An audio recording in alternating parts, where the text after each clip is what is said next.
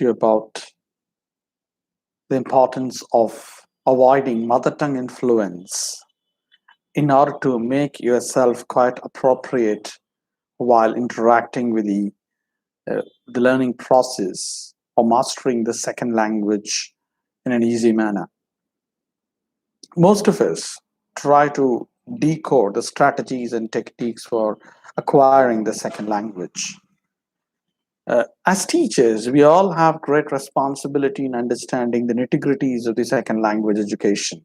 We tend to understand how the second language acquisition takes place over a period of time with various types of learners or groups of learners, what kind of social factors influence them or psychological factors mm, influence them in a very big way in mastering the language.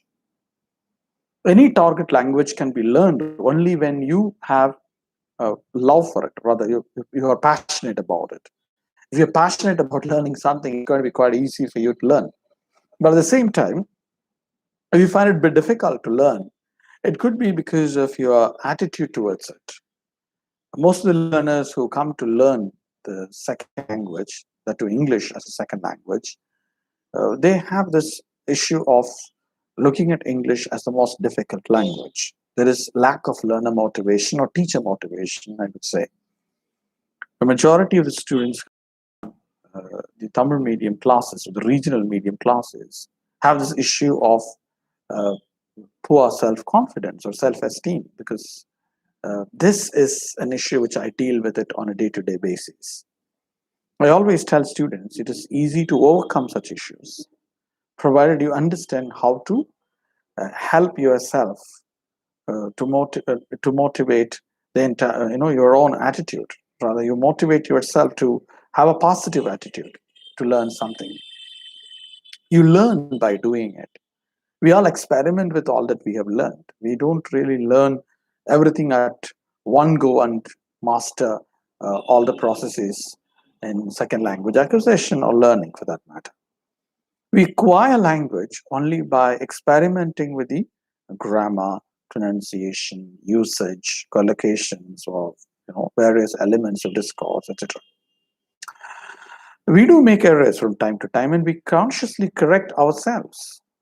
And there could be a process of learning to reflect on whatever we have learned by listing out the errors, or rather by interacting with an expert who is better than us, who could possibly list out those errors. That is how we become better. I would say learning to practice whatever you've learned is quite essential for you to achieve the best. Some of us do it by creating a mind map for our own success. In other words, you should have a mind map of whatever you're learning, and you should establish a great rapport with the fellow learners, and you should work out all that you've learned by simplifying it. So learn to understand what little you have acquired over a period of time.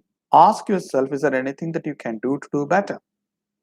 This is how people really learn to do the best. I remember when I was in school, I was struggling to learn certain basics of, say, for example, reported speech and reporting speech.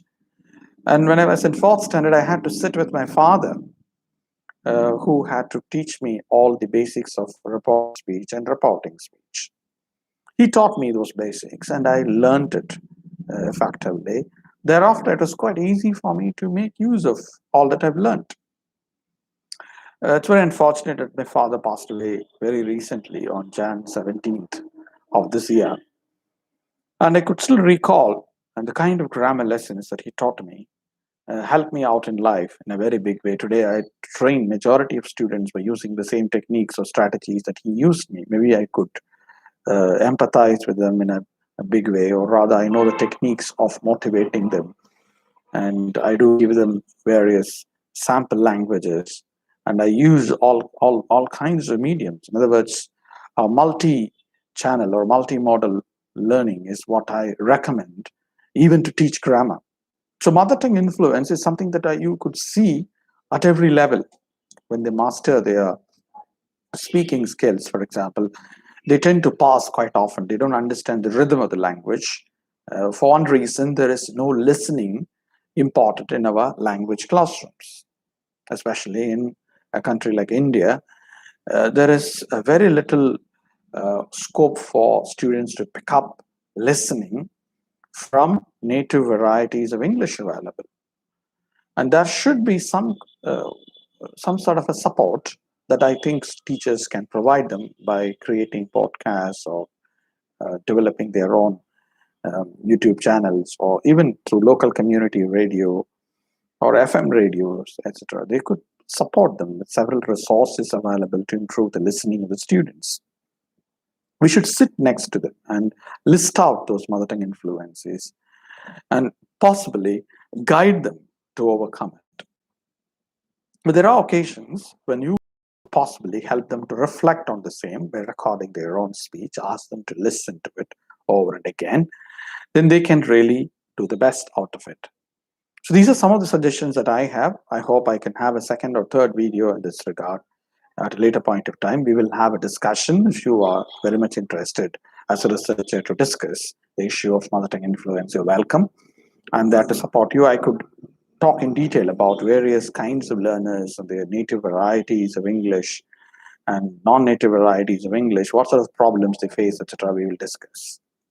Wish you all success. If you want to know more about me, visit me at www.mangalaprataban.com. That is MANGALAPRATHABAN.com. You can also visit me at www.fluencycenter.in. That is FLUENCYCENTER.in. Good luck to you. Bye-bye. See you.